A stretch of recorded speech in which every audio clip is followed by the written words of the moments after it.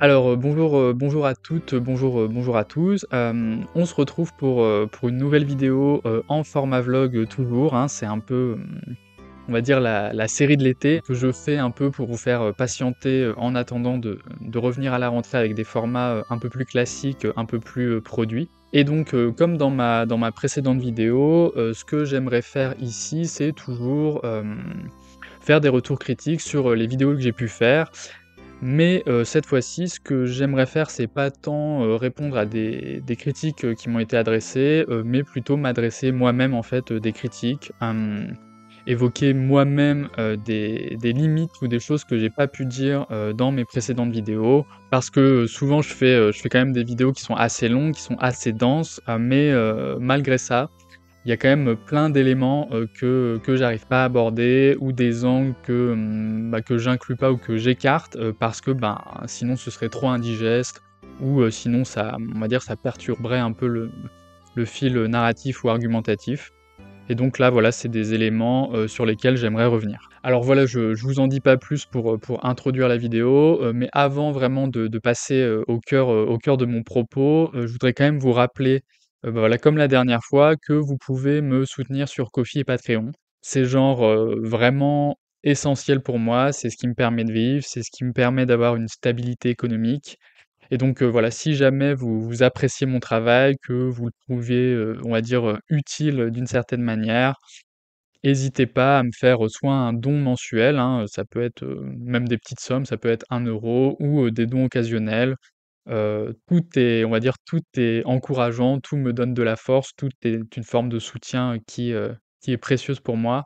Donc voilà, je me le permets de vous le rappeler. Et j'en profite aussi du coup, on va dire ça va faire une petite transition, pour, on va dire faire une 1re critique, vis-à-vis, de ce que j'ai pu faire ou enfin des vidéos que j'ai pu produire. Qui est que, bah, du coup j'ai, fait, plusieurs sponsors pour l'instant dans ma petite carrière de youtubeur. Enfin je dis plusieurs, mais en fait j'en ai fait 2 et il y en a une prochaine qui arrive. Et ma première sponsor était une sponsor pour Ecosia, qui est donc un moteur de recherche qui en gros, se vend comme un moteur de recherche, écologique. Parce qu'en gros les revenus, publicitaires qu'il engrange avec vos recherches, il les utilise après pour financer en gros des projets, du type, reforestation, dans des zones, un peu sinistrées. Et donc, voilà, c'est un produit que j'ai choisi de mettre, en avant, moyennant, finance, parce qu'en gros, à l'époque, bah, alors je gagnais pas beaucoup de revenus, avec ma chaîne, hein. J'étais autour de, je pense 400-500 €. En moyenne ou maximum, à l'époque, je pense. Et je commençais à recevoir un peu des sponsors par mail, enfin des propositions de vidéos sponsors, et je savais pas encore trop comment me positionner. J'avais plein de propositions, pour, bah, typiquement pour des VPN, et en gros, je m'étais dit que, j'accepterais une sponsor si c'est en gros un produit qui me semble OK ou que moi-même, je pourrais utiliser, en gros un truc qui me semble pas, complètement vain quoi, complètement inutile. Et en gros moi ça m'était arrivé, bah, d'utiliser Ecosia, en me disant: «Bon bah c'est toujours mieux que Google» ou des trucs comme ça, dans le sens où voilà, ça sert un peu à de la reforestation. Et du coup je m'étais dit: «Bon ben, je peux accepter cette sponsor-là, dans le sens où c'est un produit, que moi je serais, susceptible d'utiliser». Et en fait, rétrospectivement, bon je comprends, ma logique et bon je la trouve pas aberrante, mais je me dis quand même que, ça pose un peu problème. En tout cas moi ça me pose un peu problème dans le sens où, bah, en fait, j'ai fait une vidéo donc en rapport avec la sponsor, qui m'était proposée, donc une vidéo de sociologie sur l'écologie. Et ce qui me semble compliqué, c'est que du coup, dans cette vidéo-là, en fait, je proposais, un angle de réflexion, critique qui, en fait, s'il était, poussé, jusqu'au bout, était en fait une critique, en gros de l'écologie, façon Ecosia, de l'écologie, on va dire, des classes supérieures, des classes dominantes, de la classe politique, française aussi, qui est en gros une écologie du petit geste, du, bien, consommer, l'écologie, on va dire, morale, qui n'inclut pas du tout de réflexion sur vraiment le capitalisme, sur les classes sociales et sur, qui, peut se permettre, on va dire, de s'adonner à de la consommation verte. Et donc du coup, voilà, c'est un type d'écologie qui dans lequel s'inscrit complètement, bah, la marque pour qui je faisais une sponsor. Ma vidéo, par ailleurs, critiquait, cette écologie-là, enfin, du coup, critiquait pas directement la marque dont je faisais la promo, mais du coup, en fait, si on allait au bout de la logique de ma vidéo, il y avait un côté où en fait, bah, c'est genre, OK, on peut télécharger, ce logiciel, ce moteur de recherche,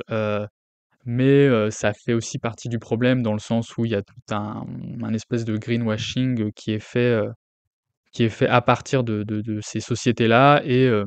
bah, qui ne participe pas vraiment à solutionner le problème écologique parce que ça pose pas, bah, voilà, toute cette question à quel point, bah, en fait, c'est le capitalisme qui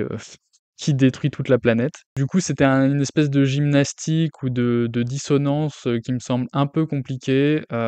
tout ça au final pour en gros toucher, ben, 1 500 € alors qui pour moi était une somme, quand même, importante vu qu'en gros, bah, je gagnais genre, 500 € par mois donc clairement, il y avait un vrai enjeu à faire cette sponsor, mais quand même rétrospectivement, ça me met pas très à l'aise, et en fait, je me dis que j'aimerais bien, ne plus, avoir à faire ce genre de gymnastique ou, d'être dans cette espèce de dissonance où je fais la promo d'une marque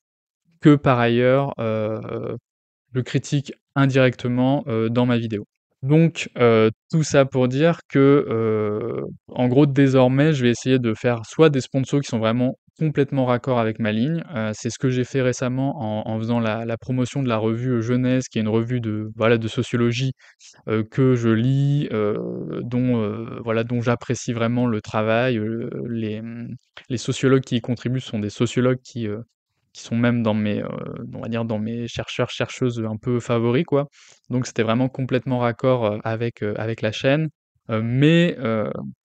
j'aimerais en gros me limiter, à ce genre de sponsor. D'ailleurs j'en ai une prochaine qui arrive, qui est tout à fait dans cette veine-là,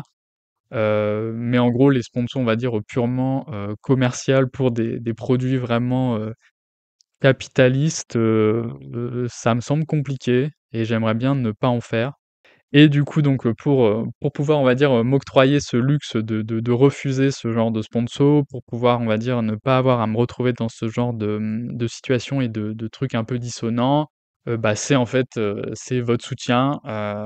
qui est en fait le truc qui, bah, non seulement m'assure une stabilité économique, puisque, c'est des abonnements mensuels pour la plupart, donc en gros, ça me permet vraiment de me projeter, dans l'avenir, mais c'est aussi, en fait, le type de financement qui me garantit une vraie indépendance et qui me permet de pas avoir à, on va dire, à jongler entre, des vérités sociologiques et des compromis commerciaux où je me retrouve finalement à faire la promo de marques,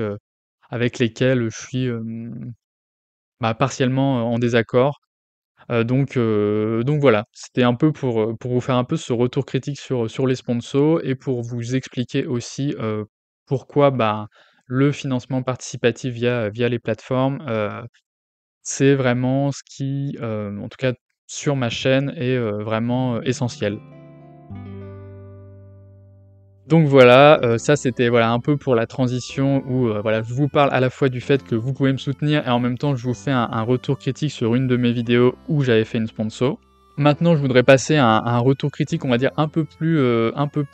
nourri, un peu plus, dense qui, du coup va être sur la vidéo que j'ai faite à propos de Joule et de la, gentrification. Et donc cette vidéo, c'était quand même une vidéo très dense, assez longue, où j'avais abordé des théories un peu sociologiques, on va dire, vraiment très costauds, hein, beaucoup de Bourdieu et beaucoup de Laïère. Et pour moi, un des enjeux, c'était vraiment quand même de vulgariser, on va dire, tout ce qui est un peu, bah, voilà, qu'est-ce qu'une classe sociale en sociologie? De bien vous faire voir un peu la différence entre bourgeoisie et petite bourgeoisie, et les implications que ça avait au niveau de, en gros, de la culture et de, bah, de qui domine qui, sur le plan culturel. Et en gros, mon propos, c'était vraiment d'aller au-delà, d'une lecture un peu simpliste qui fait en gros, des gens, qui, méprisent, on va dire, certaines formes de culture populaire, des gens qui seraient des bourgeois. Et donc je voulais aller, au-delà de ça pour vous faire voir que, ben, en fait, on peut aussi s'approprier de la culture populaire et rester bourgeois. Et donc voilà, mon propos, c'était vraiment d'aller au-delà de ça, mais du coup, il y a, plein de choses que j'ai pas pu dire et notamment sur, on va dire,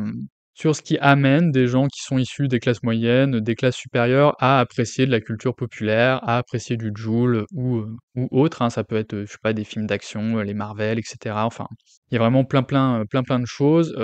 qui peuvent être, voilà, consommées alors que c'est plutôt, on va dire, des contenus qui sont considérés comme peu légitimes culturellement. Et donc moi, voilà, j'ai surtout eu un angle en termes de classe sociale, de gentrification et d'appropriation du coup, de la culture populaire, mais il y a tout un tas d'angles en fait que j'ai pas eu pour on va dire, expliquer, ce qui peut amener des gens, qui sont issus plutôt de milieux sociaux privilégiés, on va dire, sur le plan culturel, à consommer de la culture populaire. Un premier angle que j'ai pas utilisé, alors qu'en vrai il est assez, important pour, bah, par exemple expliquer, qui écoute Jul et qui ne l'écoute pas, c'est en gros l'angle de l'âge.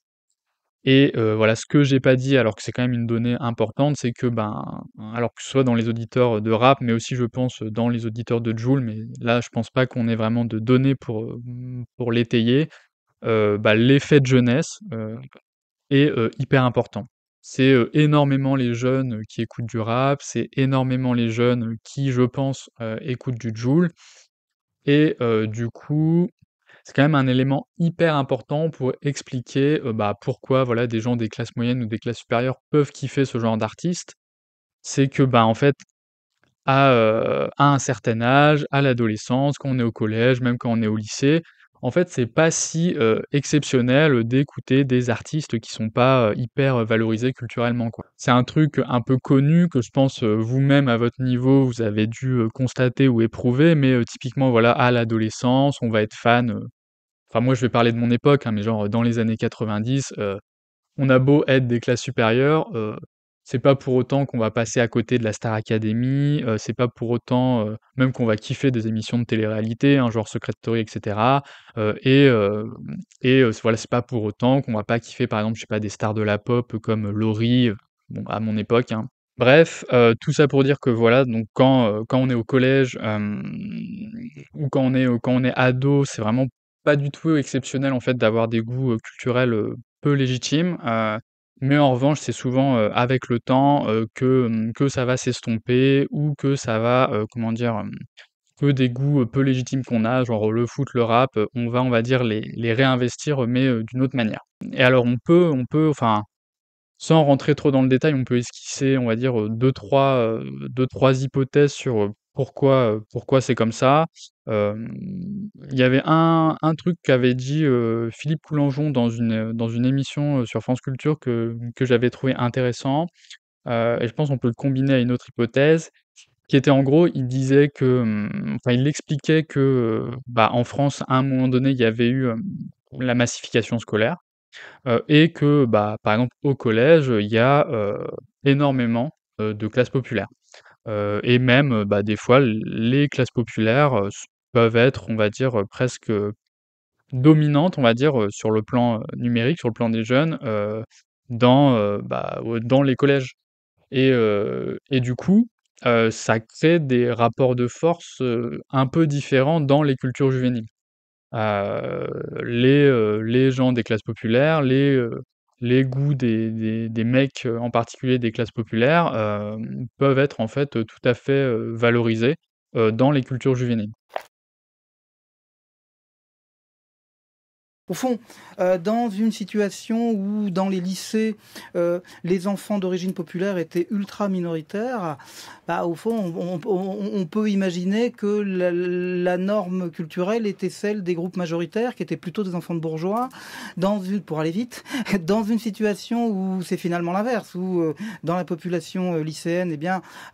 du fait de la massification scolaire, les enfants d'origine moyenne ou populaire deviennent majoritaires, eh bien, il n'est pas si surprenant que finalement les formes de socialisation et d'influence s'inversent un tout petit peu. Ce qui m'amène du coup, à une autre hypothèse, enfin encore que peut-être, peut-être il y a enfin peut-être il y a une autre hypothèse aussi à faire, mais alors que j'ai jamais lu et donc c'est un peu on va dire du freestyle sociologique, hein. C'est pas du tout, quelque chose de maîtrisé et de contrôlé, mais je me demande s'il y a pas quand même un truc de, comment dire? Où en gros, plus on est jeune, plus les formes accessibles culturellement nous intéressent parce que on n'a pas, on va dire encore, toute la formation, culturelle, bourgeoise, scolaire, familiale aussi, qui nous a été transmise, quoi. Et donc on n'a pas forcément, on va dire les capacités, à 12 ans, de lire Proust, pour le dire rapidement, ce qui d'ailleurs, se retrouve dans le fait que, bah, par exemple la littérature ado est très dévalorisée et en même temps, bah, pas mal de succès même chez les jeunes des classes moyennes et supérieures, alors que, bah, voilà, c'est quand même pas, quelque chose qui va être, très valorisé par la suite, de leur enfin dans la suite de leur vie, quoi. Heu, donc voilà, j'avais juste cette petite hypothèse à faire, mais du coup pour refaire, une autre hypothèse, qui là pour le coup je crois est un peu plus étayée, par des travaux, c'est que, bah, donc non seulement comme le dit, Philippe Coulangeon, en gros il y a quand même un truc particulier dans les collèges, et dans cette époque-là de la vie, qui est que, ben, dans les cultures juvéniles, les classes populaires, ne sont pas si, dominées et peuvent être dominantes à certains endroits. Heu et ça, c'est d'autant plus fort et d'autant plus redoublé que, en particulier, chez les garçons, la culture juvénile,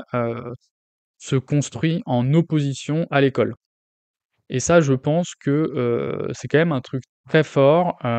c'est ce qui explique aussi notamment que, comment dire? Par exemple, il y ait plus d'échecs scolaires, chez les garçons, j'allais dire des classes populaires, mais c'est pas que pour les classes populaires, hein. Donc c'est notamment ce qui explique qu'il y ait plus d'échecs scolaires, chez les garçons, c'est qu'il y a comme, on va dire un intérêt à développer, des choses dissidentes par rapport à la norme scolaire. Et du coup, bah, par exemple, je sais pas, pour une musique comme le rap, ben, ça donne, je pense, des élèves, des classes moyennes et supérieures qui vont s'intéresser au rap, qui vont kiffer du rap, qui vont même, avoir un rapport un peu hostile, à leurs professeurs, à l'autorité scolaire, pour se valoriser. Parce que dans la culture adolescente, dans les cultures, juvéniles, être en opposition par rapport à la norme scolaire, à la norme, familiale, bah, en fait, ça a de la valeur. Et du coup, ça crée un espèce de contre-modèle qui fait que, ben, oui, des mecs, des classes moyennes et supérieures, ben, vont, écouter du rap, même du rap, on va dire vraiment dévalorisé, culturellement, bah, parce que dans les cultures juvéniles, en fait, c'est plutôt valorisant. Et donc du coup, ça m'amène à un autre angle, qui est pas que l'angle de la jeunesse, pour expliquer un peu, on va dire, le fait que des gens, des classes moyennes et supérieures peuvent kiffer Jul. C'est, bah, l'angle du genre. Et là, je pense que, je peux reprendre, l'exemple que j'avais pris dans la vidéo qui était celui de Raphaël Quénard, où en gros j'expliquais que, son amour pour Jul et la manière, qu'il a de le mettre en scène, heu, était quelque chose d'extrêmement rentable, sociologiquement, pas et bah, et socialement, hein, parce qu'en gros, il donnait des signes, à la fois, bah, donc d'amour, pour, cette culture populaire, mais aussi il donnait des signes de, en fait, de maîtrise de la culture légitime, dans les mots qu'il utilise, dans les références qu'il a, dans son métier, hein, d'acteur où il a fait du théâtre et tout, en fait, on sait que c'est pas un mec des classes populaires. Parce qu'il donne plein de signes qui montrent que c'est un mec qui s'approprie de la culture populaire. Et donc j'utilisais, uniquement cet angle-là, pour analyser son cas, alors que je pense qu'on peut avoir aussi, l'angle, de, la jeunesse et du genre pour expliquer que en fait, bah, oui, il kiffe Jul et qu'il kiffe, je pense, plein d'autres rappeurs. Du coup, mon propos dans la vidéo, c'était pas tant de dire que ce serait quelqu'un qui aime pas vraiment Jul ou, qui kiffe pas vraiment le rap. Mon propos, c'était surtout de dire qu'il le met en scène et qu'il se l'approprie, d'une certaine manière qui lui permet après d'être valorisé socialement, d'obtenir des rôles en tant que mec de classe populaire, d'être, devenu, bah, un peu ce qu'il est aujourd'hui quoi, qui est genre, enfin, c'est une star vraiment, du cinéma français, quoi, et ce positionnement-là, je pense, y est pour quelque chose. Mais ça veut pas dire pour autant, qu'il maîtrise pas le rap, qu'il connaît pas le rap, qu'il, connaît pas Jul, qu'il l'aime pas vraiment. Je pense même au contraire, je pense que c'est quelque chose qu'il maîtrise vraiment. Et ça, pour une double raison, qui est que, ben, il y a l'effet de jeunesse que je vous ai décrit. Je pense que c'est quelqu'un qui, au collège, à mon avis, bah, devait traîner avec des personnes, qui écoutaient du rap, devait, être dans ce truc-là parce que, bah, ça fait partie de la culture juvénile, enfin de sa culture juvénile et aussi, bah, justement parce que c'est un mec. Et là, du coup, je peux même le rattacher, à ma situation, à moi, ce que j'ai connu, hein, parce qu'au final, moi, je suis pas si éloigné de lui. En gros, enfin, je viens pas des classes supérieures, je viens des classes moyennes économiques et il se trouve que, comme lui, j'ai fait du foot, dans ma jeunesse, j'ai fait beaucoup de foot et j'ai vu une interview où il mentionnait, hein, lui, il a été, voilà, pas mal, dans le monde du foot et tout. Il a fait partie de club, enfin, il voulait être professionnel, machin et ça, en fait, enfin, moi, je le sais, du coup, de comment dire? De mon expérience, mais ça va avec ce que je dis, sociologiquement. Moi, c'est, dans le contexte du foot que j'ai découvert le rap. J'ai même un souvenir précis d'une boum, heu, faite, avec des gens de mon équipe de foot où il y avait, où il y a quelqu'un qui a mis gravé dans la roche de Sniper. Et approche, écoute, hoche, la tête si t'accroche pour nos familles et nos proches. C'est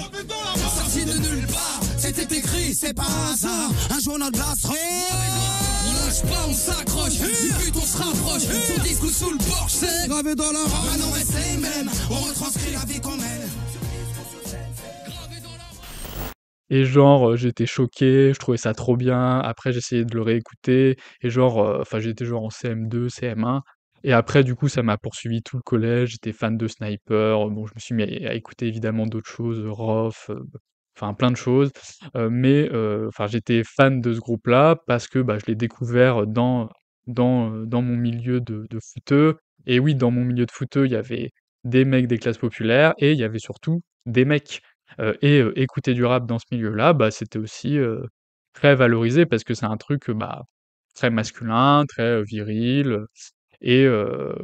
et du coup très positif. Et donc Raphaël Quénard, lui aussi, il a fait du foot, donc je pense lui aussi, il a traîné avec des mecs de milieu populaire. Bah, lui aussi, il avait intérêt, à se positionner comme un mec, bah, plutôt viril, plutôt cool, et donc à écouter du rap. Et donc c'est pour ça que je pense que, sa maîtrise du rap, elle est pas du tout, enfin, son amour du rap, il est pas du tout, fake, quoi. Mais en revanche, c'est dans la manière qu'il va avoir après de le mettre en scène et de faire valoir à tout prix le fait qu'il kiffe Jul et tout, va y avoir un truc comme un processus de gentrification. Mais sans ça, on va dire, c'est pas du tout exceptionnel ou incroyable qu'il kiffe de la culture, peu légitime comme Jul. Du coup, ça m'amène à une réflexion et aussi à quelque chose qui a été un peu relevé, dans les commentaires, de cette vidéo. Qui est, en gros, du coup, est-ce que, ben, moi, qui finalement ne suis pas si différent de Raphaël Quénard, est-ce que je ferais pas aussi, enfin, je serais pas, ouais, je céderais pas à la même forme de gentrification, de Jul, en utilisant des universitaires, des sociologues, des gens qui sont dans la bourgeoisie culturelle, hein, et du coup des références, bah, bourgeoises, académiques. Est-ce que, en utilisant ces références-là pour parler de Jul, bah, je ferais pas exactement, la même chose que, ce que je reproche aux gens qui vont l'associer à des grands auteurs, en faire un je sais pas, un espèce de grand maître de l'écriture, de la littérature, au même titre que Michel Butor, et j'en passe. Hem, Est-ce qu'au final, bah, je serais pas exactement, dans le même cas, en fait? Et ben, franchement, c'est une bonne question, je pense que c'est une question qui est très pertinente et j'ai pas de réponse définitive, mais je pense que ça mérite, on va dire, d'être questionné. En gros, là où je dirais qu'il y a une proximité entre, bah, ce que moi je fais et vraiment des trucs de gentrification évidents comme Raphaël Quénard ou autres, c'est que, ben, moi comme eux, en fait, je profite du contraste, de l'hybridation, que je fais entre un artiste populaire, de la culture populaire et des références plus pointues. Clairement, c'est évident que le fait que je ramène des auteurs, hyper valorisés comme Bourdieu pour expliquer, la trajectoire de Jul, pour expliquer le fait que maintenant il y ait plein de gens qui le kiffent, c'est évident que ça me donne de l'autorité, du crédit en termes symboliques, quoi. Parce que j'utilise des références qui sont valorisées par la bourgeoisie.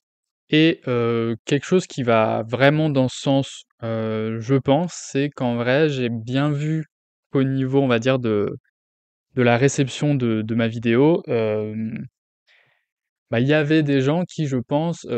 ont apprécié, la vidéo et qui, par ailleurs, étaient, je pense, tout à fait dans des trucs de gentrification de Jul, quoi. Ce qui, moi, me fait un peu bizarre, dans le sens où c'est quelque chose que je critique dans la vidéo, mais voilà, je pense qu'il y a des gens qui, finalement, ont trouvé dans cette vidéo un truc, d'hybridation de, voilà, on parle de Jul et en même temps j'utilise des références pointues, qui est en fait, ce qu'ils kiffent, dans la gentrification de Jul. Dans le fait, je sais pas, de genre de le valoriser un peu à l'excès, de faire le signe Jul, de d'écouter ses chansons, et vraiment de le mettre en avant. Je pense qu'il y a, en particulier dans, les classes moyennes et supérieures culturelles, des gens qui, à la fois font ça et qui ont kiffé ma vidéo parce qu'en fait, ils y trouvent, la même hybridité. Ce qui, je pense, montre qu'il y a quand même, une forme de proximité, quoi. Après pour autant, je pense pas, que je fasse exactement la même chose. Je pense que déjà, il y a des réactions à ma vidéo qui étaient négatives ou en tout cas j'ai senti que peut-être j'avais un peu piqué des gens par rapport aussi à ce qu'ils étaient, quoi. Des gens plutôt du coup, du côté des fractions culturelles. Donc je pense que ça montre que c'est pas on va dire, un truc de gentrification, classique ou peut-être que ça n'en est pas, je ne sais pas. Mais au-delà de ça, c'est différent parce que, moi, quand même, dans la vidéo, tout en faisant ça, ce truc hybride, je dénonce les profits, et la rentabilité de ce genre de pratique, quoi, de de ce à quoi ça donne, ceux qui sont vraiment dans un truc de réhabilitation, de revalorisation de Jul, mais vraiment à leur sauce, quoi. Alors que, moi, dans ma vidéo, finalement, je dis pas, que Jul c'est bien ou que Jul, c'est mal, enfin, c'est pas trop mon objet et je mets pas en scène, on va dire, une espèce d'amour, que j'aurais pour Jul, je dis pas qu'il est trop cool ou qu'il est pas bien, quoi. Donc quand même, je pense que là-dessus, ça change. D'ailleurs, je pense qu'en regardant la vidéo, vous pouvez pas trop deviner si je l'aime ou si je l'aime pas, et d'ailleurs, je peux le dire, en vrai, moi, j'aime certains de ses sons, il y a certains de ses sons que j'écoute parce qu'ils passent bien et tout, mais en gros, c'est pas, bon, sans surprise, c'est pas méga ma came, mais enfin voilà, c'est un rappeur que j'écoute un petit peu de temps en temps, mais clairement, je suis pas dans son public, ce qui est pas très surprenant d'ailleurs, hein. Mais bref, donc je pense que c'est quand même différent, des trucs de gentrification classique dans le sens où, voilà, je fais pas cette mise en scène et cetera et que, moi, mon propos, c'est pas tellement de le revaloriser ou de le réhabiliter, c'est en vrai de proposer une analyse sociologique de ce qu'il fait et du coup, je pense aussi qu'il y a pas ce truc essentiel, pardon, qu'il y a pas ce truc essentiel, dans les processus de gentrification. Je vous avais dit, hein, il y avait en genre 3 techniques, qui permettaient de gentrifier un truc esthétiquement. C'était, en gros la tutelle bourgeoise, bon ça je l'ai. C'était, un côté sélectif, c'est-à-dire qu'on va mettre un peu de la culture populaire par petites touches, ça je l'ai aussi. Mais en revanche, il y a pas un truc fondamental qui est en gros le détournement, quoi. On va dire là, le fait de transformer, le produit culturel. Parce que, moi, je réinterprète pas Jul, je me montre pas en train de le kiffer. Ce que je fais, c'est une analyse sociologique. Du coup, ce que je fais, c'est le resituer dans sa pratique, enfin, c'est une analyse intellectuelle, hein, mais je pense pas que du coup je déforme le sens de ce qu'il fait. même je pense et c'est l'objectif de la sociologie, c'est que je le réinscris dans son milieu social, je le réinscris, je réinscris, on va dire, les gens qui l'écoutent aussi dans leur milieu social. J'essaye vraiment finalement d'être assez fidèle, à ce qui se passe, socialement quand on écoute du Jul, quand Jul fait sa musique et du coup, je pense qu'il y a pas le truc de détournement. Après peut-être que c'est naïf, de ma part, hein, mais je pense quand même que c'est assez différent et en plus, voilà, l'analyse sociologique a ce truc particulier qui est qu'en gros, ça donne des outils, pour comprendre ces mécanismes-là. Donc non seulement, de mon point de vue, ça déforme pas la culture populaire, mais en plus, ça permet de se prémunir aussi et d'être attentif aux tentatives, voilà, d'appropriation culturelle, on pourrait dire, ou de gentrification ou de, condescendance, on va dire. De stratégie de condescendance, c'est le terme que Bourdieu utilise pour parler de ce genre de choses. Ça permet aussi de s'en prémunir et de pas être dupe. Donc je pense quand même que c'est, assez différent. Heu Après pour répondre, on va dire je pense à une question qui peut se poser et qui m'a été posée un peu en commentaire, ou en tout cas qui a été, l'objet de débat un peu en commentaire, c'est du coup, qu'est-ce qu'on fait, quand on est de classe moyenne et supérieure? Est-ce qu'on peut kiffer Jul, genre sincèrement et ne pas le gentrifier? Heu, du coup voilà, c'est la question que je vais mettre un peu en titre de la vidéo parce que, c'est je pense la question un peu pratique ou en tout cas la question que se posent les gens. Alors sociologiquement, c'est compliqué d'y répondre, heu, mais ce qui est sûr, c'est que, on va dire si vous voulez, écouter du Jul ou vous intéresser à Jul, sans être dans un truc vraiment de gentrification ou le moins possible, clairement ça se joue au niveau de la mise en scène, quoi. De la mise en scène de vos goûts, de comment vous l'appropriez et si vous êtes dans un truc très démonstratif ou dans un truc vraiment forcé de c'est un génie, ou je sais pas, c'est un ange, je sais pas, si vous l'appelez Bébou, je sais qu'il y a des gens qui l'appellent Bébou, plutôt des meufs des classes moyennes et supérieures culturelles, hem là, vous serez clairement dans un truc de gentrification. Parce qu'en fait, ce que ça va exprimer, c'est en fait la distance que vous avez, vis-à-vis, de la culture populaire et des classes populaires. Quand quelqu'un appelle Jul Bébou ou qu'il en fait, le nouveau, heu, Mozart alors que cette personne enfin, tout en étant voilà tout en ayant une position de classe moyenne et supérieure, ce que, cette personne traduit, c'est avant tout sa distance, vis-à-vis, des classes populaires, quoi. C'est ce que je dis à la fin de la vidéo, hein, c'est du populisme et du coup, ça va avec toute une fétichisation, de Jul qui est hors sol et qui, en vrai, est un peu malvenue. Du coup, si vous voulez kiffer Jul en le gentrifiant, on va dire, le moins possible, écoutez-le, faites en sorte de pas faire, les forceurs, de pas, être dans des trucs, exagérés et soyez sobre, quoi. Enfin, il y a pas vous pouvez le kiffer, il y a pas de souci, mais n'en faites pas des caisses, quoi. Il dit: «Je suis comme un aveugle sur le passage clouté». Pour moi, Jean, ça décrit la vie. Il y a jamais personne qui a capté en 4 mots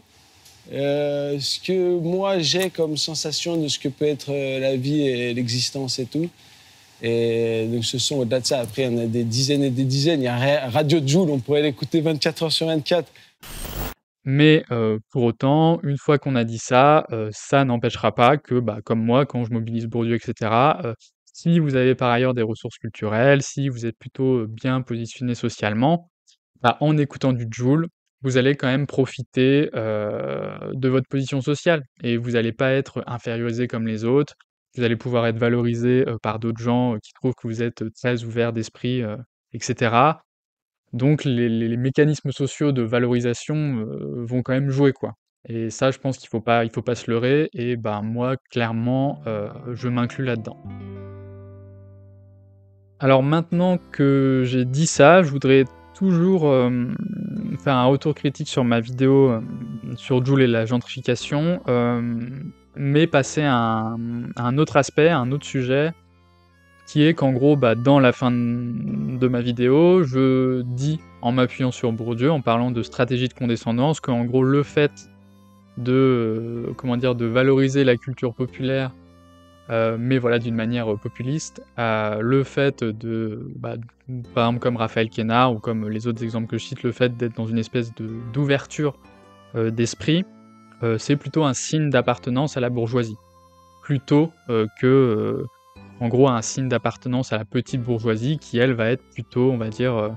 dans une espèce de bonne volonté culturelle et va être et d'hypercorrection, va être plutôt méprisante, vis-à-vis de la culture populaire parce qu'elle veut absolument se distinguer des classes populaires,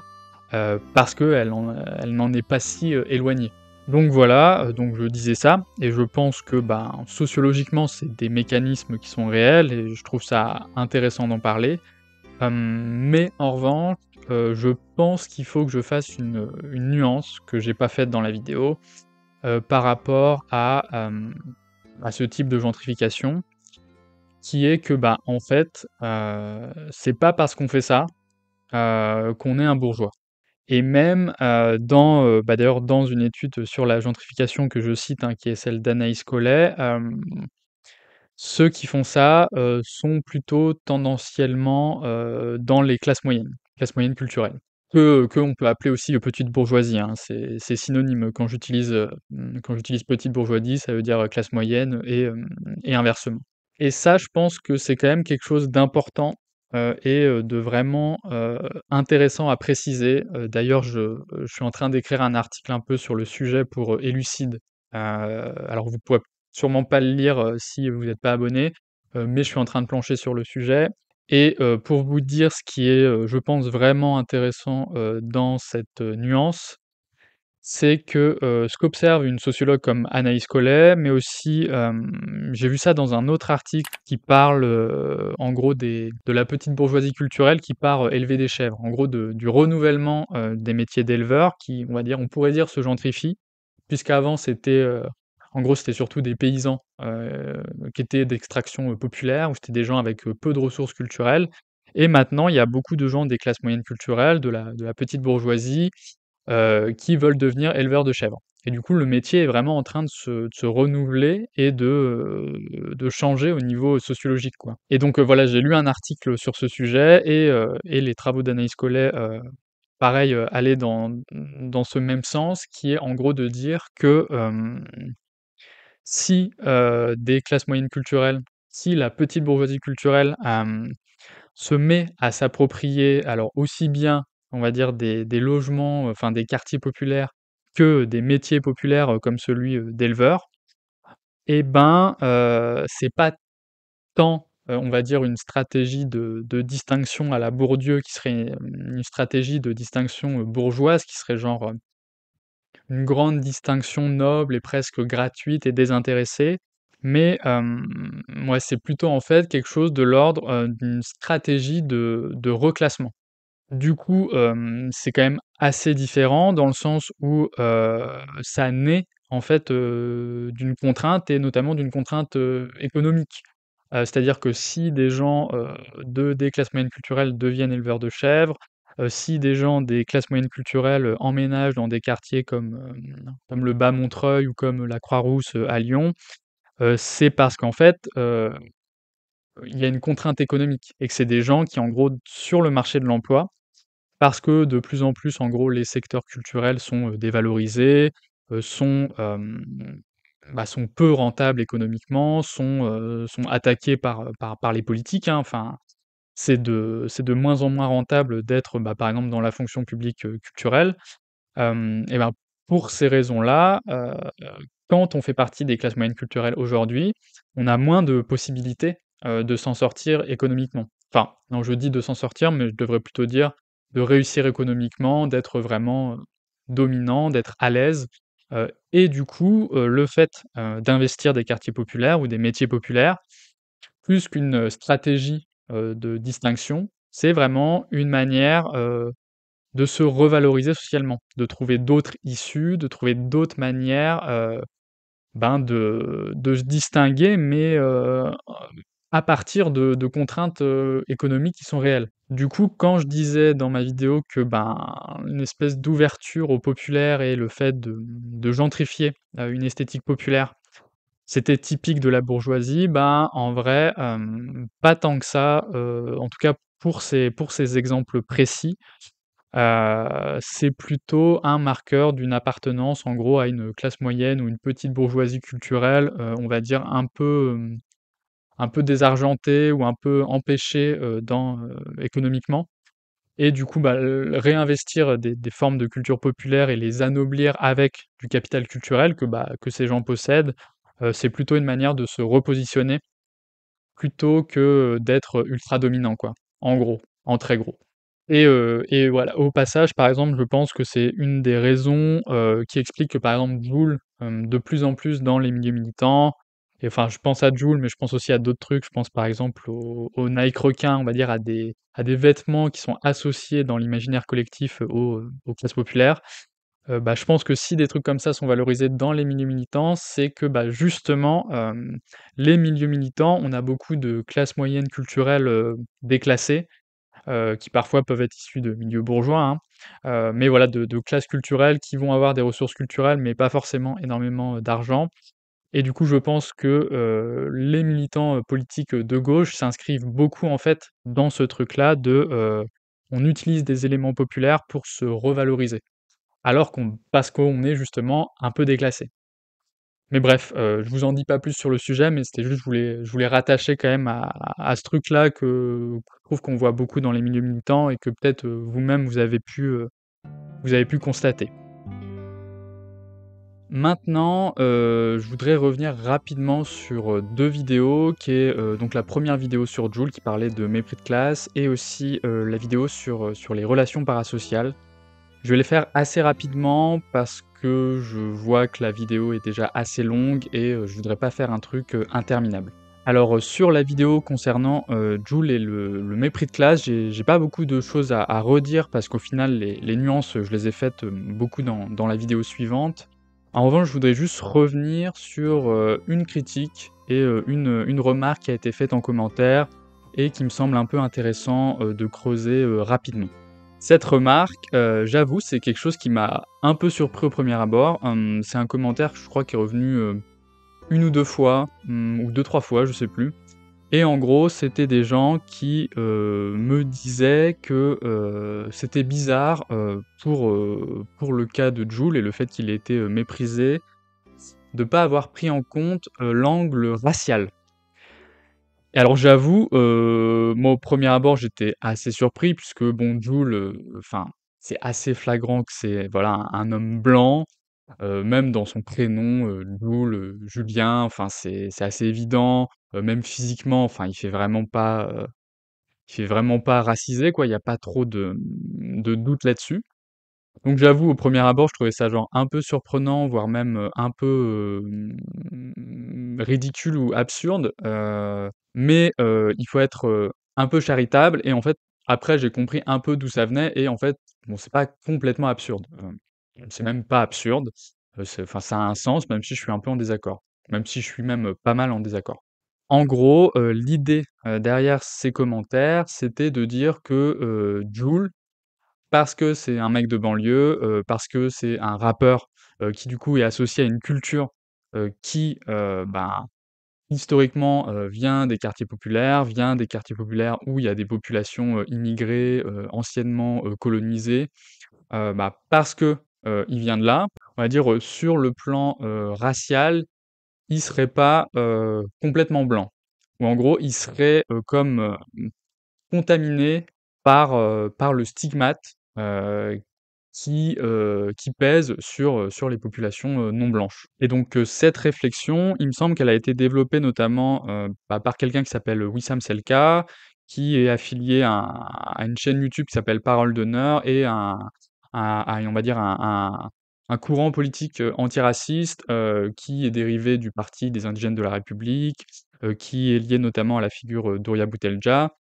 Et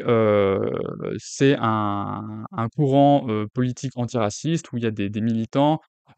qui, sont souvent accusés, on va dire, de réductionnisme de race. Alors je me positionnerai pas sur les conflits, qu'il peut y avoir, voilà, par rapport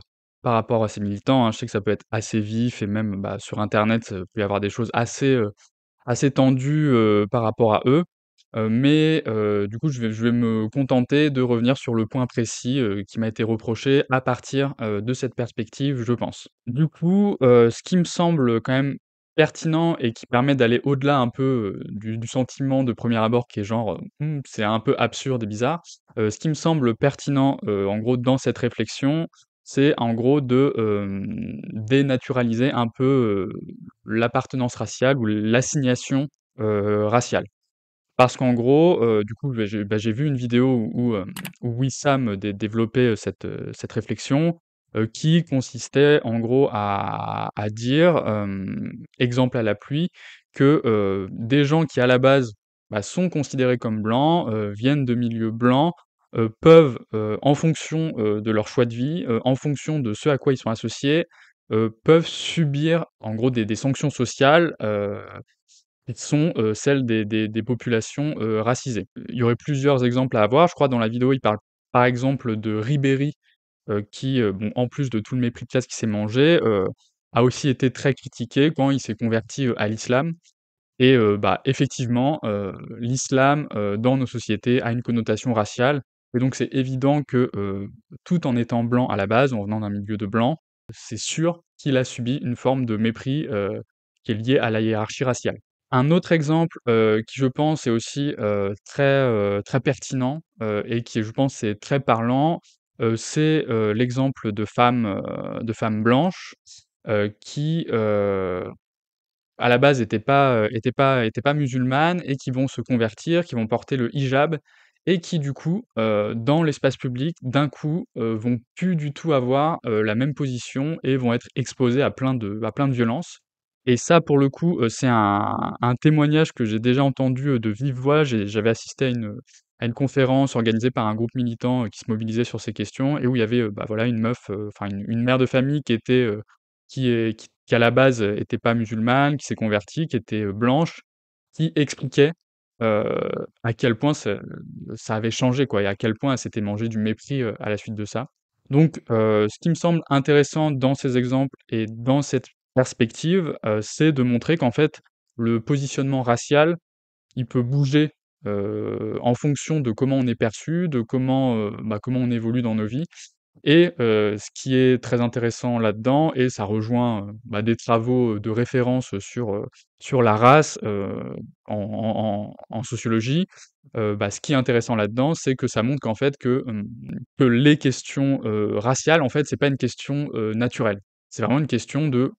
comment la société nous positionne, comment on est assigné et du coup, en fonction de comment on est perçu, ça peut bouger et il y a plein de cas, limites de gens, qui ont, dans certains milieux ont un passing blanc, dans d'autres milieux n'ont pas de passing blanc et ça change vachement les choses. Du coup, ce qui est intéressant là-dedans, je trouve, c'est de montrer que en fait, les choses sont plus complexes que ce qu'on pourrait croire, au premier abord. En revanche, pour le cas, de Jul, je pense que, ça marche pas trop, enfin, ou je pense que ça marche vraiment, genre, peut-être un tout petit peu. Dans le sens où effectivement, voilà, c'est un mec de cité, qui a grandi dans les quartiers de Marseille, qui sûrement dans son entourage a des mecs, qui sont non blancs et qui, effectivement peut être associé à une culture, à des populations, qui sont pas blanches. Mais, c'est très différent de cas comme Ribéry ou de cas, voilà, comme des femmes blanches, qui choisissent, de porter le hijab parce que, son passing, il est clairement blanc. Je pense qu'il y a aucun doute et personne pense que c'est un mec, arabe, je pense, enfin, clairement, il y a pas trop de doute et par ailleurs, il arbore pas spécialement de signes, qui sont, connotés, racialement, quoi et du coup, je pense dans ces retours-là, qui me reprochaient, d'avoir, oublié l'angle racial, je pense que pour le coup, là, il y a vraiment quelque chose de l'ordre, d'un réductionnisme de race. C'est-à-dire que quand on parle, du cas de Jul, vraiment ce qui ressort, mais de manière éclatante et c'est pour ça que j'ai fait toute une très longue vidéo là-dessus, c'est vraiment le mépris de classe, quoi. C'est vraiment, un exemple emblématique de, comment des classes populaires qui, s'expriment à travers une forme culturelle, qui est dévalorisée socialement, comment elles vont être méprisées, quoi. C'est vraiment emblématique de ça et du coup, je trouve arriver avec une critique qui consiste à dire, «Vous avez oublié, l'angle racial», alors que, ben, il a un passing blanc qui est à peu près incontestable, je pense que c'est quand même vraiment abusif et il y a vraiment quelque chose de l'ordre, bah, comme, voilà, comme au même titre que, dans certains groupes politiques, communistes ou marxistes, où des fois, il peut y avoir ce truc où, la lecture en termes de classe sociale ou de capitalisme va genre, tout écraser et du coup, même quand on va parler, je sais pas, des femmes ouvrières ou, des femmes d'ouvriers qui, bah, qui sont au foyer, heu, on va, pas du tout avoir en tête, l'angle du genre ou de l'exploitation, domestique. Et ben, je pense que là, effectivement, il y a un peu un truc analogue où, l'angle, racial va, écraser tout le reste. Même quand et du coup, même quand il est vraiment, minoritaire, on va essayer, de le faire passer un peu, en forçant, quoi. Donc voilà, tout ça pour dire que, je pense la réflexion derrière ça est pas absurde, mais clairement dans ce cas-là, pour Jul, bah, je pense c'est abusif et c'est exagéré, de convoquer l'angle racial en, essayant d'en faire vraiment une explication, solide de, pourquoi il a été, autant méprisé. Alors, maintenant que j'ai répondu, on va dire, à cette petite critique, je voudrais revenir, bah, toujours assez rapidement, sur la vidéo concernant le parasocial où en gros j'avais fait une critique, de Cyrus North et aussi, en gros de cet angle, qu'il y a sur les relations entre, bah, les youtubeurs, les influenceurs et leur communauté, où on fait comme si, le problème c'était que, les gens avaient des biais et pensaient que les gens étaient leurs amis. Moi, mon propos, avec cette vidéo, c'était d'aller au-delà de ça, et de dire que, ben, oui, s'il peut y avoir cette illusion un peu de proximité, de ce côté un peu, voilà, amical, et cet attachement, qu'il peut y avoir de la part des viewers et des vieweuses, par rapport aux influenceurs et aux influenceuses. Donc s'il peut y avoir, ce genre de choses, c'est déjà parce que, ben, il y a un positionnement, médiatique de la part, des influenceurs, qui repose là-dessus et aussi, de dire que c'était pas juste un biais psychologique et que ça découlait aussi, enfin que ces relations-là étaient aussi marquées par un rapport de domination et de domination charismatique, c'est-à-dire en gros, un truc où les influenceurs vont avoir un pouvoir et une aura, une influence vraiment forte, par rapport à leur communauté, parce qu'en gros, on leur prête, des qualités exceptionnelles, parce que, il y a ce truc particulier attaché à leur personne qui passe, bah, par tout un tas de trucs, hein, par, comment ils parlent, comment ils se présentent, par, les performances, qu'ils vont faire. Heu, bref, à travers tout ça, en gros, il y a un rapport d'autorité, un rapport, vertical, qui s'instaure avec leur communauté. Donc mon propos, c'était vraiment, de mettre à jour ça. La vidéo était assez courte, c'était vraiment très, très ramassé. Donc on va dire, c'était vraiment du speedrun, quoi. Enfin, je suis vraiment allé, à l'essentiel et vraiment je suis allé, on va dire, au plus court pour, mettre, ces trucs-là en avant. Du coup, je voudrais faire, quelques nuances par rapport à cette vidéo pour dire un peu, bah, quelles sont les limites et effectivement quels trucs, j'ai pas pu aborder et ce qu'il faut dire, pour, je pense bien voir ça, c'est que, j'ai quand même pris en exemple des cas spécifiques, qui sont en gros des cas d'influenceurs qui sont, très installés, qui sont des hommes et qui du coup ont un pouvoir sur leur audience et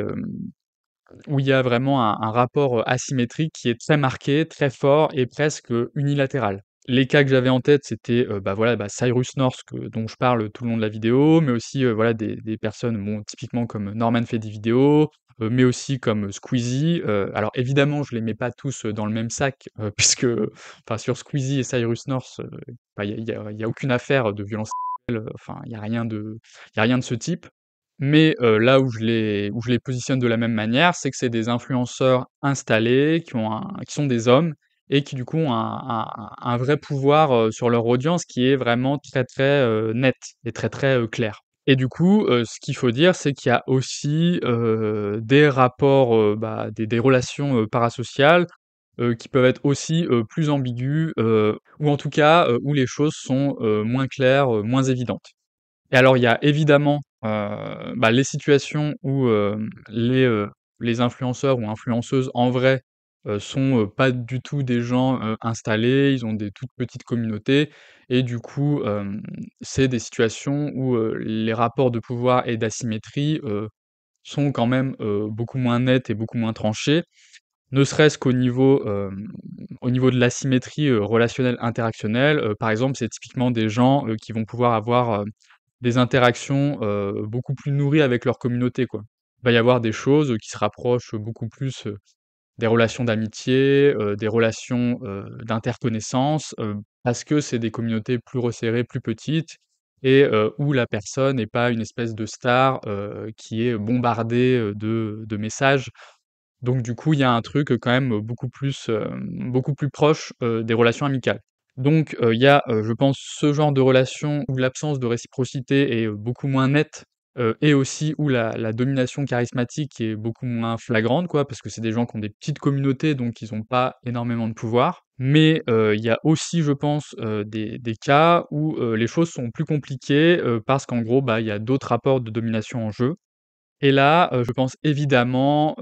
aux exemples, alors qui sont un peu plus rares, hein, puisque c'est quand même un milieu très masculin, mais de meufs, qui sont des influenceuses, qui sont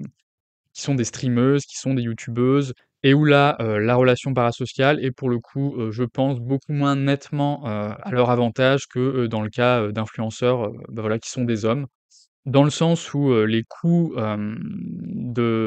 de la micro-célébrité ou, carrément de la célébrité tout court, heu, quand on est un influenceur, homme,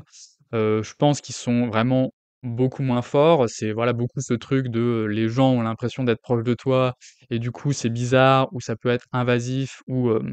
intrusif, dans la vie de tous les jours, surtout quand on est, très, très connu. Donc je pense c'est surtout des choses, de ce type-là. Alors que, bah, quand on est une meuf, influenceuse, vraiment la violence, qu'on se prend en termes de messages, en termes de sexualisation, en termes de tous les mecs chelous qui viennent te voir et qui te disent des trucs, soit horribles ou alors juste tu vas te faire, stalker, enfin, bref, les coups, peuvent être vraiment, énormes et assez désastreux, enfin même psychologiquement je pense que ça peut être, vraiment, traumatisant. Du coup, je pense que c'est important de le mentionner quand même pour nuancer ce côté, genre où ce serait genre vraiment des relations de domination ou de pouvoir qui iraient que dans un sens. Quand on est une meuf influenceuse, on se prend aussi, vraiment la violence masculine, en pleine tête et du coup, c'est quand même, pas aussi, évident et pas aussi facile, que quand on est un mec, clairement. Quand on est une meuf, bah, on est aussi, dans un rapport de domination avec des hommes qui, même s'ils sont des viewers, même si on a une audience, forte, même si si on a de l'argent, on peut quand même, se faire dominer et se faire, maltraiter. Donc voilà, je pense que c'est une nuance qui était quand même, importante à faire. Maintenant, il y a aussi une autre nuance, que j'aimerais faire et là, c'est plus du point de vue des viewers et des vieweuses, du point de vue de ce qu'on pourrait appeler, on va dire, la réception, des contenus vidéo, quoi. Parce que, de ce point de vue, je pense qu'il y a un truc que peut-être, j'ai pas dit du tout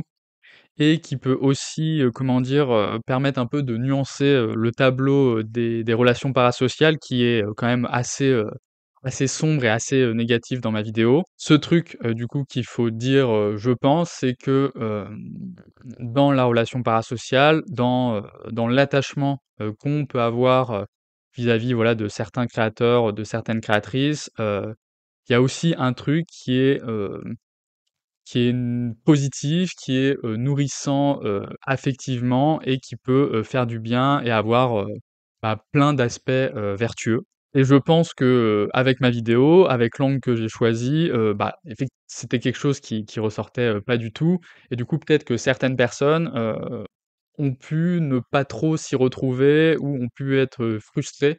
dans le sens, voilà, où il y avait pas ce truc, bah, qui est positif dans leur vie, qui leur fait du bien et qui est un vrai truc, quoi. Qui est pas un truc, qui est, négligeable ou qui est, pas important. Donc je pense que voilà, il faut quand même le repréciser. Effectivement, dans ces contenus-là, si ça marche, c'est aussi, parce que, ben, c'est positif, ça répond à des besoins affectifs, un besoin de compagnie, un besoin, d'identification et que, ça produit pas que des effets, délétères. Moi, si je prends mon exemple, j'ai eu plein de périodes dans ma vie où j'ai été assez isolé, où j'avais pas forcément, énormément d'amis et je pense que des relations, parasociales ou des trucs un peu d'attachement à des grandes figures, qui me connaissaient pas et que je connaissais pas vraiment, je pense que ça a été des choses qui m'ont, beaucoup construit. Je pense, en particulier, bon, à des grandes figures intellectuelles, du type, Bourdieu ou Deleuze, où en gros, sur internet, il y avait plein, de contenus, où, on les voyait en interview, où on les voyait parler aussi un peu, non seulement de leurs travaux, mais aussi un peu de leur vie personnelle, où on voyait, je sais pas, leur manière de parler, leur manière de bouger et où on pouvait être quand même un peu enfin moi j'étais clairement un peu fasciné et un peu, comment dire? Enfin j'étais très attaché à eux, enfin je connaissais certains passages, typiquement de La sociologie est un sport de combat, qui est donc avec Bourdieu, je connaissais certains passages par cœur. Pareil pour l'abécédaire de Gilles Deleuze, je l'ai surponcé et je connaissais certains passages, par cœur et du coup, il y avait vraiment un effet, de proximité et un attachement qui était genre, énorme et qui je pense, m'a beaucoup aidé dans la vie,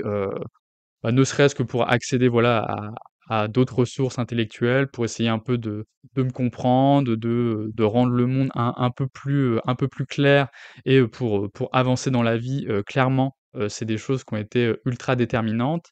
et je pense que s'il y avait pas, cet attachement affectif, s'il y avait pas ce côté, parasocial, ce côté, charismatique, clairement, j'aurais pas du tout eu, la même vie, quoi. Donc c'est pour dire que c'est aussi quelque chose de précieux et d'ailleurs, je mentionne Bourdieu et Deleuze, mais ça vaut aussi, pour les relations parasociales sur internet. Moi, je l'ai déjà dit plusieurs fois, mais des créateurs comme, Usul, c'est des personnes qui ont été, ultra déterminantes dans mon parcours personnel, même si, voilà, c'est pas des gens que je connais, du tout, quoi. Donc tout ça pour dire qu'effectivement, il y a pas que des aspects négatifs et pour des gens un peu isolés, pour des gens aussi qui n'auraient pas accès à certaines choses, par exemple culturellement, le côté attachement, le côté affectif peut être, hyper précieux et je pense qu'il faut pas le négliger. Mais pour autant, je pense que c'est quand même des types de relations, qui, demandent une grande vigilance. Parce que vraiment quand il y a, de l'autorité charismatique, quand il y a une domination, très personnalisée, il y a quand même un truc très particulier en termes de rapport de pouvoir qui peut aller vraiment, très, très loin. Alors l'exemple le plus emblématique et le plus flagrant, c'est bon, genre, les sectes, mais à un niveau, on va dire, moins extrême, je sais pas, dans des groupements politiques, dans des, même, je sais pas, dans des communautés, de viewers, de vieweuses, dans des, bon, je pense à des trucs en particulier, mais je vais pas les dire.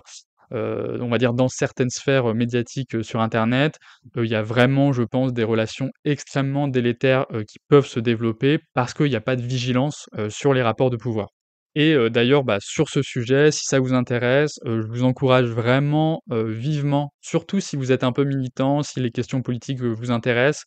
à lire, le livre, de Julie Pagis qui s'appelle «Un prophète rouge» et qui parle vraiment, qui est une enquête qui est vraiment, passionnante et qui est hyper, fouillée, détaillée et qui en plus est, un travail qui sur le plan, théorique, sur le plan de, tout ce qui est, domination, charismatique est, hyper, intéressant. Elle retravaille vraiment le concept de domination charismatique et elle l'étudie vraiment, dans le cas, d'un groupement politique, précis, d'un groupe militant où, les choses, ont dégénéré et elle montre, comment ça découle de ces dynamiques-là et il y a vraiment une analyse très fine qui est faite et qui, je pense, peut nous dire plein de choses, pas seulement sur le groupe militant, mais aussi, typiquement, voilà, sur la sphère des influenceurs et sur les rapports entre les influenceurs et leur communauté. Enfin, je pense vraiment que c'est un livre qui est, très, très précieux et très, très éclairant. D'ailleurs, un jour, j'aimerais bien faire une vidéo à partir de ce travail-là parce que je le trouve, vraiment trop bien, mais pour l'instant, voilà, j'ai pas encore mon angle, j'ai pas encore mon sujet, mais bref, voilà, je digresse, tout ça pour dire que, même s'il peut y avoir des aspects, positifs, dans le parasocial et dans, le charisme au sens, sociologique, Ça demande aussi énormément de vigilance parce que les rapports de pouvoir, qui peuvent découler de ça peuvent être vraiment, très, très forts et même assez, extrêmes, quoi. Donc voilà, en gros sur, ce que j'avais à dire sur, la vidéo concernant, le parasocial et du coup je vais m'arrêter là, car la vidéo fait déjà je pense, plus d'1 heure. J'espère que j'ai pas été, trop confus, que les choses, que j'ai dit étaient, plutôt claires, vous ont semblé, plutôt intéressantes. J'en profite aussi pour dire, bah, voilà, merci à tous ceux qui me soutiennent, sur Ko-fi et Patreon. Je le dis jamais assez, mais c'est vraiment grâce à vous, que je peux vivre de ma passion, donc vraiment un immense merci. Et donc voilà, moi je vous dis à très bientôt, pour des nouvelles vidéos qui, normalement, devraient pas trop tarder.